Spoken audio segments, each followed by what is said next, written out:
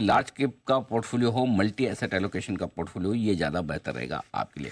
इस बीच एक चीज़ और जो मैं आपसे जानना चाहता हूँ वो ये कि किन सेक्टर्स में पैसा लगाना ठीक रहेगा धीमे धीमे जब भी निवेश करना हो, वो भी बताएं सर। एक सेक्टर एक एक आई थिंक अगर दे कॉल थीमेटिक हिसाब से देखते हैं, अगर banking and financial service sectors में लास्ट 5 साल से उतना बड़ा रिटर्न नहीं बनाया, except public sector bank, private sector banks में उतना पैसा नहीं बनाया। सो इस हिसाब से जो वैल्यूएशन करेक्ट हो चुका है और उसका बैलेंस शीट भी इतना स्ट्रांग है।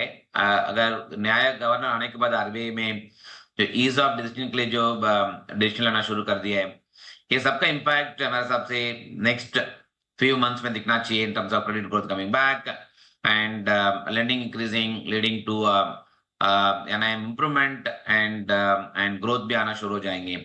वैल्यूएशन कंफर्ट भी बहुत ज्यादा है, बहुत कंफर्ट आज के दिन पे फेवरेबल में है।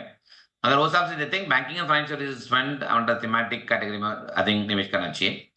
दूसरा एक एक्चुअली इज दी कंजम्पशन, जो बूस्टिंग के लिए कंजम्पशन के लिए जो गवर्नमेंट ने अभी recently up to 12 lakh rupees जो टैक्स सेविंग के लिए दिया है, उसका आई थिंक मेरे हिसाब से धीरे धीरे करके आगे आने वाला समय में उसका स्पेंडिंग भी बढ़ते जाना चाहिए। वो मेरे साथ दिखना चाहिए इन दी consumption sectors. Basically, those companies were focusing on consumption side, direct to customer sales. उसमें भी दिखना चाहिए। In our case, Gen X fund is something we normally tell people is a evergreening kind of thing for long term. So दिखना चाहिए।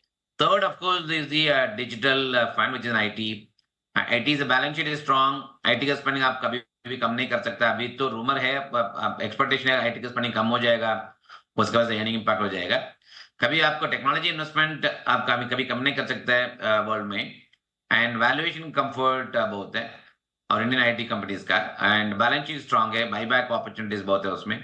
तब digital fund also मेरे हिसाब से निवेश करना चाहिए। और प्लस रुपी डॉलर का इम्पैक्ट भी उनको उनका कमाने में एक्चुअली रुपी डॉलर का इम्पैक्ट भी थोड़ा सा ज्यादा इम्पैक्ट पॉजिटिव इम्पैक्ट भी आ सकता है। So therefore, Digital India Fund also on the thematic category, which you normally recommend.